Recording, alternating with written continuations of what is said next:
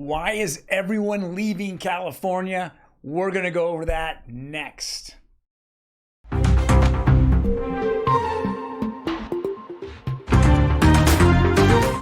That story about credit card debt. I can't keep telling people to get out of credit card debt. Buy now, pay later, not good either. That's becoming a complete nightmare for people. And yes, the CPI number came out today. It came out much higher than what people expected or what the government forecasted. And what is that going to do to the housing market and how the bond market respond? All today on Real Estate Daily. Welcome everyone. My name is Troy. And every day we go over, the latest news in real estate, housing, and the mortgage market. Now, if you're planning to buy a house or sell a house in the next 3 to 6 months, do me a favor. Go down below and hit my link. That link is for a buyer's guide or a seller's guide. And those guides will give you kind of the framework of what you need to either sell a home or buy a home. Right now, we're seeing a lot more resurgence of people out there at open houses looking at homes. And we know it's because they're all anticipating the Fed's going to drop rates and the housing market's going to get red hot. So they want to be out there, put their offers in now and get their homes accepted and get in that American dream. All right, so let's jump right into it. First article here is from the Orange County Register. It says, California continues to stink at attracting new residents. Well, I believe it's not because of the weather. Do you think it's because of the weather? Do you think it's because of the beaches? You know, I know you can actually go at the beach, you can surf, lay out, get a tan, then go up to the mountains and ski. Very few places in the world you can absolutely do that. It is not the weather, it's not the climate, it's not the area. Yes, it's the politics here in California. It just keeps getting worse and worse.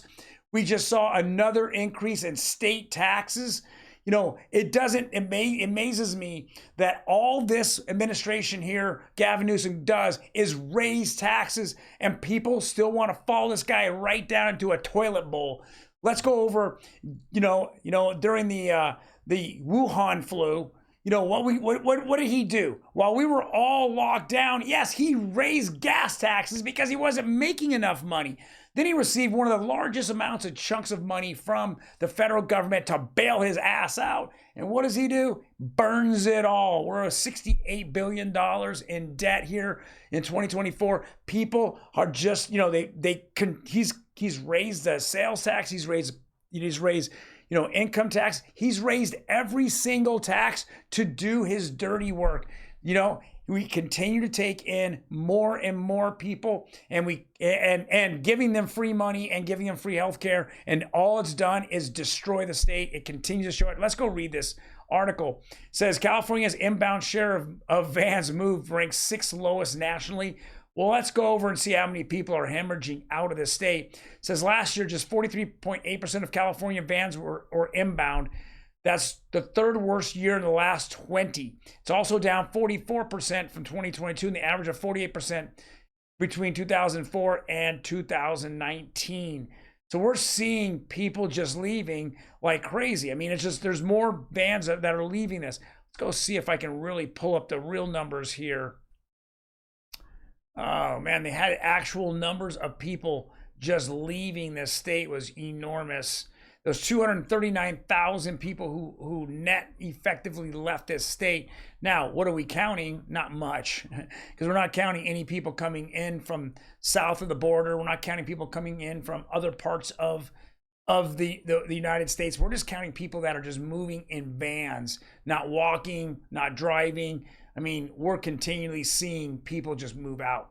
All right, so let's get into Bloomberg here. Credit card delinquency rate climbs to a decade high in Fed study.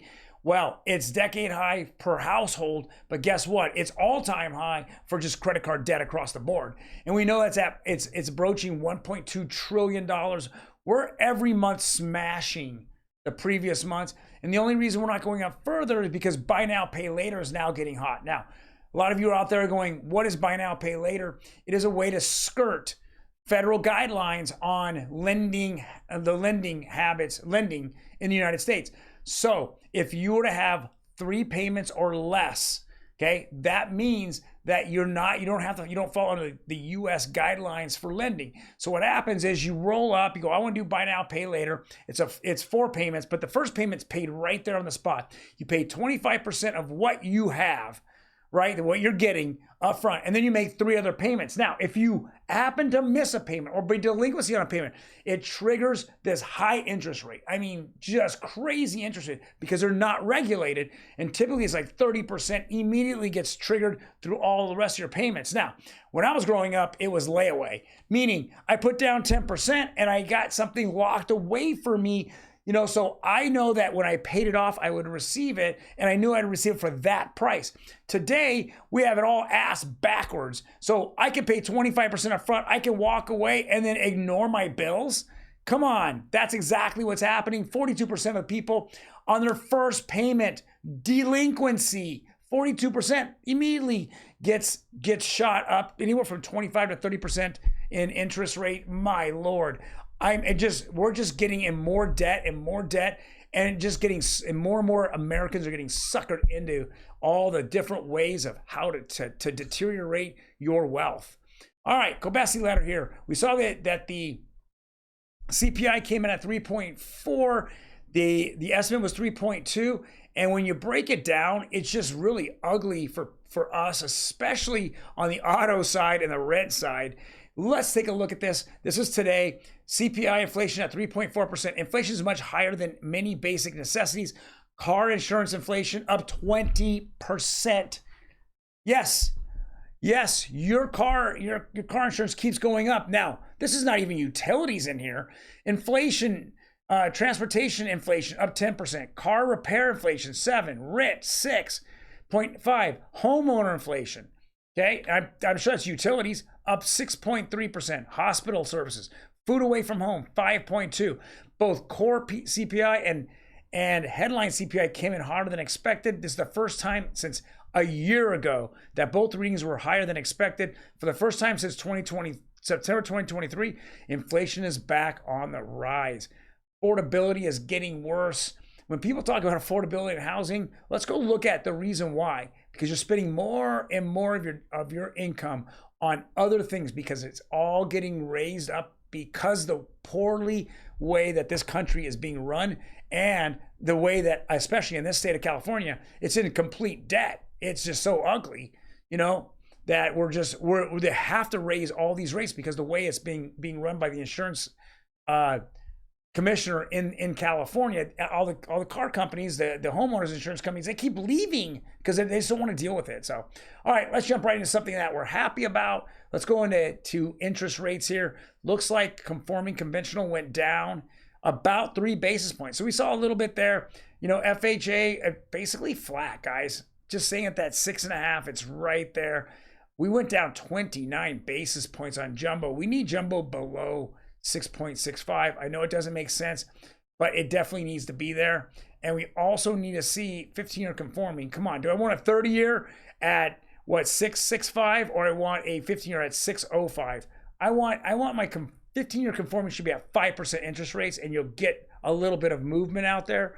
I don't understand why they're not putting, they're not being more aggressive on 15-year. You're paying more principal every single payment. And if you're really good, you make an extra payment every month, you can cut this down.